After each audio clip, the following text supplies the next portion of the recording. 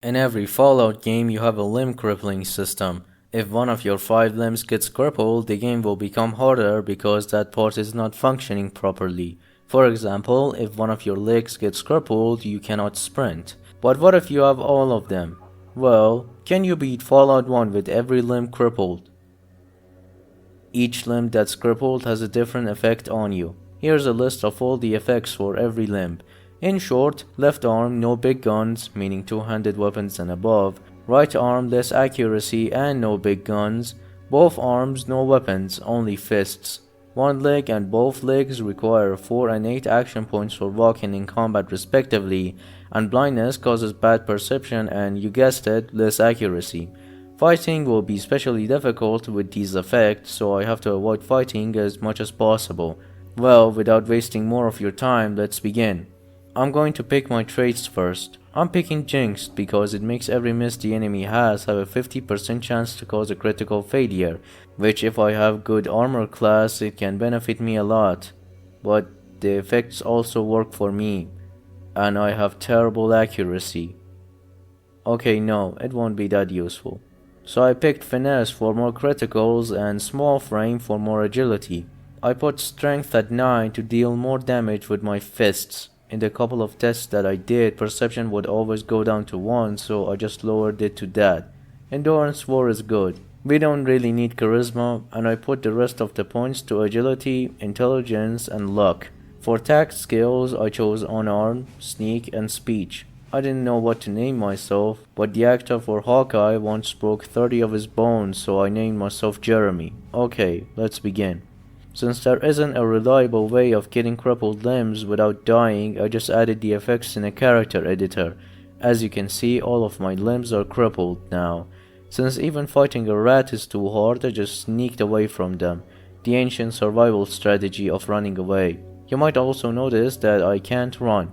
It takes a solid minute to get from the vault door to the outside. Most of the time I spent on this challenge was from this. I stopped by Shady Sands to see what I can do. Talking with the lady at the entrance gives you 250 XP, and since I can't fight, I'm gonna need every little bit of it I can find. I talked about the radscorpions and Aradish accepted my offer to help, but I'm not gonna do it myself. I'm too weak for that, so I employed the help of Ian to fight them. And if you think that's lame and takes away from the challenge, well, I don't care. He's just assisting me. Look, I'm killing this radscorpion, not him. Ian shot me 3 times, then went sicko mode and killed every radscorpion. I leveled up and put it into Speech and Sneak. Combat skill can wait for now. We returned, I got an antidote and taught this farmer about crop rotation for a combined XP of 750, then I got a rope and went to Vault 15. Ian easily kills the rats. I leveled up and got to pick a perk. Nothing really useful, so I just picked Quick Pockets. Got my speech to 100 and improved my 2 other tact skills. Floor 2 was more of the same, but I found a leather jacket and some ammo. Floor 3 I beat some more rats and found a 10mm SMG. I didn't find a water chip, but I did find a crowbar, which I couldn't use. So I quit and went to Junktown instead. I chose the dialogue option, which might have angered Killian a little too much because he was staring at me like this the whole time I was trying to make a purchase. I was honestly scared like he would pull out a gun and shoot me anytime just because I asked if there is anything to do in this town. I helped defeat the assassin and he was still mad at me. I left Ian somewhere and continued the run without him. I put a giant recorder in my jacket and went to Gizmo, and he tried to hire me as a hitman. Unfortunately for him, I don't think I would have succeeded anyway, but even more unfortunate for him, I reported him to Killian to get some stim packs. Then went with them to kill Gizmo. By that I mean I sat somewhere and enjoyed them shooting each other. Easy 500 caps. Rescuing the prostitute at the hotel gets me another 1000 XP. To finish the quests here, I went to join the Skulls, and even though I have played this game about 5 or 6 times already, I forgot you can only join them after the bar scripted event. The one where the guy loses half of his body to a single pistol shot. I think he was really overreacting. While going there, I got distracted by Saul the Boxer. They weren't hosting fights, but I really wanted to see that, so I waited a couple of days and gambled on his challenger, and won. Hooray! I guess that's what happens when you bring a lawyer to a boxing match. Also, Merry Christmas in Fallout's time. After the scripted event, I stole the urn and got back to Vinny. Then I reported them and got to the fight.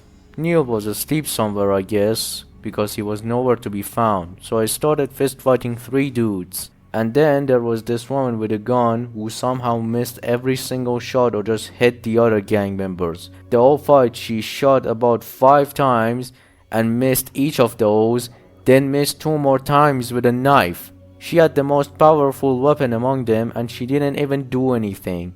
Who even hired her? That's gotta be in the top 5 worst goons ever. That's a lesson to never hire women as bodyguards or henchmen. At the end of the fight, Vinny remembered that he had a gun, but it was too late and he died. I looted their bodies and recruited dog meat, then went to the exit to travel to the hub, and the broken script made the guard shoot at me. So I waited till morning and then resumed. I'm just going to buy some stim packs, radix and some books here. After gambling a bit, I bought all of those and even bought water for an extra level. I wanted to go to the glow, but then realized I really did not have the mood to go there. So I went to do the quest for the thieves to get an electric lockpick and break the Brotherhood door. I heard they don't attack you that way. But halfway through talking to Discount Robin Hood, I realized I would probably need the stealth boy that is in the glow. So thanks for the 900 XP and the lockpick, I guess. I first accepted the Brotherhood quest, then headed there. I found a random traveler and asked him to sing whatever it is, and it improved my speech skills somehow. At the glow, I just picked every keycard and went down. I repaired the generator and disabled the robots, got the stealth boy and some holodisks, and went back to the Brotherhood.